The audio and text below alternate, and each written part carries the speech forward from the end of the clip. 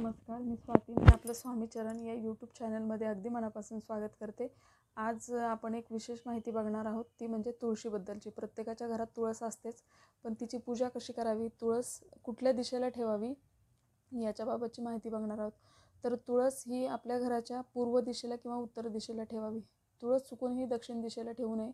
आणि जर आपल्या घरामध्ये पूर्व किंवा उत्तर दिशेला जागा नसेल तर आपण पश्चिमेलाही ठेवू शकतो.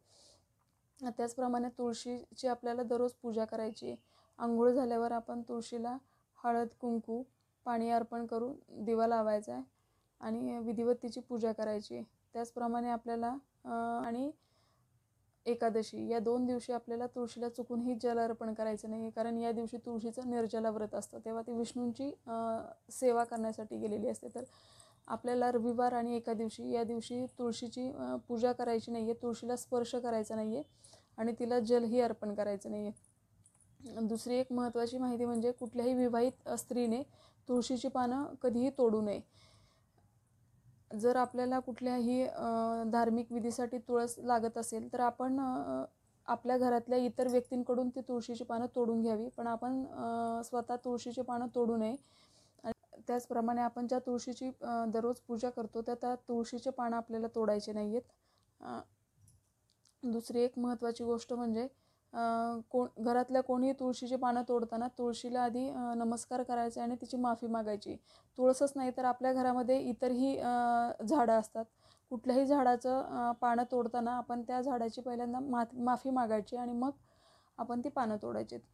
दुसरी एक महत्त्वाची गोष्ट, आपण घरात दररोज देवपूजा करतो आणि मग देव जे धुतलेलं पाणी असतं ते बऱ्याच वेळेला असं बघण्यात येतं की ते तुळशीला अर्पण केलं जातं. तर ही चूक आपल्याला करायची नाही आहे. तुळशीला आपण स्वच्छ पाणीच अर्पण करायचं आहे. तर तुळशीला देव धुतलेलं पाणी आपण आपल्या घरातील इतर जे झाडं असतात त्या झाडाला आपण घालू शकतो, पण तुळशीला चुकूनही असं पाणी घालायचं नाही. याचं मूळ, तुळशीच्या फांद्या, तुळशीची साल या प्रत्येक गोष्टीला आयुर्वेदिक खूप महत्त्व आहे. ही आयुर्वेदिक औषधांमध्ये तुळशीच्या प्रत्येक भागाचा उपयोग होतो. तर आपण जेव्हा पण देवाला नैवेद्य दाखवतो, विशेषतः आपण जेव्हा विष्णूंना नैवेद्य दाखवतो किंवा कुठल्याही पूजेमध्ये नैवेद्य दाखवताना त्याच्यावर तुळशीपत्र ठेवणं खूप महत्त्वाचं असतं, तर तो देवांपर्यंत पोचतो. आणि एक गोष्ट म्हणजे आपण फक्त गणपती बाप्पा आणि लक्ष्मी माता यांच्या पूजेमध्ये जेव्हा गणपती बाप्पांना नैवेद्य दाखवतो तर गणपती बाप्पांना तुळशीपत्र आपण नैवेद्यावर नाही ठेवायचं.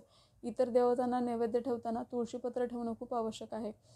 बऱ्याच वेळेला असं होतं की आपण आपल्या घरामध्ये तुळस असते ती तरी मोठी झाल्यावरती असं दिसून येतं की ती सुकायला लागते. तर तुळस केव्हा सुकते, जेव्हा त्याला मंजुळा येतात, म्हणजे मंजिरी येतात. तर त्या मंजिरी आल्यावर त्या तोडून विष्णूंना व्हायच्यात किंवा लक्ष्मी माता विष्णूंचा एकत्रित फोटो असेल तर त्या फोटोला, किंवा आपल्या घरामध्ये बाळकृष्णांची मूर्ती असते, बाळकृष्णांची मूर्ती नसेल तर स्वामींची मूर्ती, या त्यांना आपण त्या मंजुळा व्हायच्यात आणि आज वाहिलेल्या मंजुळा दुसऱ्या दिवशी आपण त्या काढून घ्यायच्यात आणि त्या आपल्या तिजोरीमध्ये ठेवायच्यात. असंही आपण करू शकता. तर मंजुळा आल्यावर आपण त्या लवकर काढून घ्यायच्यात, त्या तशाच राहू दिल्या तर मग तुळस सुकायला लागते. तर ही होती तुळशीबद्दलची अत्यंत महत्त्वाची माहिती.